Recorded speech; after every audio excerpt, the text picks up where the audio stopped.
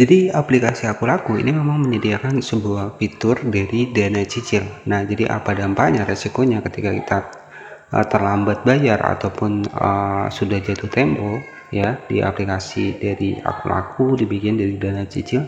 Apa saja resiko yang akan kita dapatkan? Nah, itu yang akan kita bahas. Kita langsung masuk di aplikasi dari Akulaku. Jadi di Akulaku ini memang menyediakan sebuah banyak fitur ya, termasuk di sini tuh fiturnya ya itu ada dana cicil. Jadi kita akan bedah di bagian dana cicil, dan di sini selain itu juga ada yang namanya adalah pay later. Kemudian di bagian menu keuangan, nah di sini itu ada dana cicil tenor hingga 12 bulan, persentase bunga rendah. Nah, ketika kita melakukan pinjaman ya di bagian dari dana cicil di sini ya, kita klik di bagian dari dana cicil seperti ini. Memang dari segi langkah-langkahnya ini cukup simple ya, ataupun cukup mudah, dan tetapi kita juga harus paham ya apa saja untuk resiko ya keterlambatan ataupun ketika sudah jatuh tempo kita telat bayar ya, apa saja resiko ataupun dampak dari kita telat bayar di dana cicil. Jadi itu yang akan kita bahas. Jadi dana cicil ini tenornya hingga 12 bulan, ada juga persentasenya di sini, dan untuk limitnya di 15 jutaan.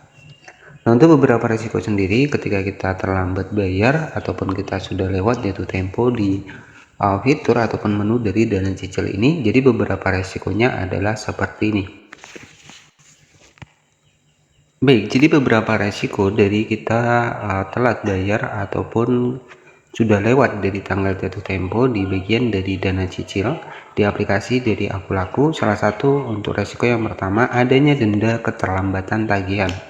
Jadi memang di sini ketika kita sering telat bayar itu pasti dendanya akan ada di akun kita. Kemudian untuk selanjutnya di sini bisa jadi riwayat pembayaran yang kurang baik, sehingga di bagian limit di aplikasi Akulaku itu bisa jadi berkurang ataupun kita tidak bisa menggunakan fitur-fitur seperti pay later ataupun juga yang lainnya. Dan untuk yang ketiga, menurunnya tingkat keberhasilan untuk pengajuan pinjaman selanjutnya.